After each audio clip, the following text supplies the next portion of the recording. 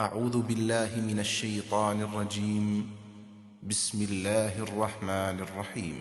فبما نقضهم ميثاقهم وكفرهم بآيات الله وقتلهم الأنبياء بغير حق وقولهم قلوبنا غلف بل طبع الله عليها بكفرهم فلا يؤمنون إلا قليلا وبكفرهم وقولهم على مريم بهتانا عظيما وقولهم إنا قتلنا المسيح عيسى ابن مريم رسول الله وما قتلوه وما صلبوه ولكن شبه لهم وإن الذين اختلفوا فيه لفي شك منه ما لهم به من علم إلا اتباع الظن وما قتلوه يقينا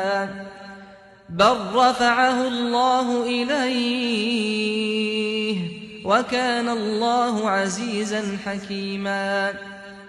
پھر ان کے اپنا عہد توڑ دینے کی وجہ سے ہم نے ان پر لعنت کر دی، اور اس وجہ سے کہ انہوں نے اللہ کی آیتوں کو نہیں مانا، اور ان کے نبیوں کو ناحق قتل کر دینے کی وجہ سے، اور اس وجہ سے کہ انہوں نے کہا کہ ہمارے دلوں پر تو غلاف ہیں، نہیں بلکہ ان کے کفر کی پاداش میں اللہ نے ان کے دلوں پر مہر کر دی ہے، اس لیے اب یہ کم ہی ایمان لائیں گے۔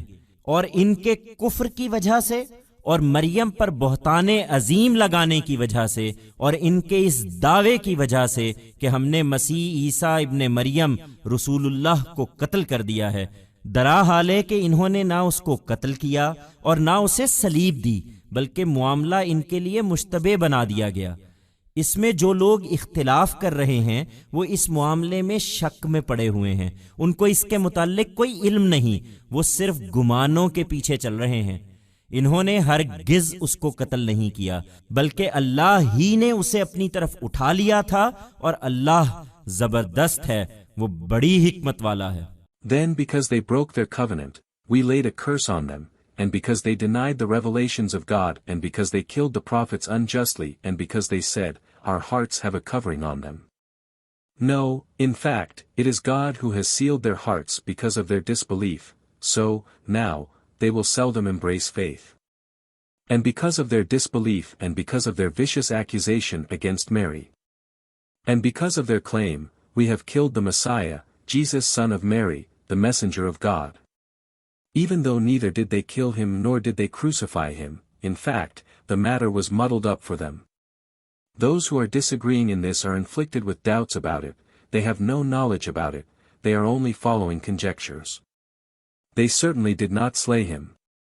In fact, God had lifted him up to him. And God is mighty, very wise.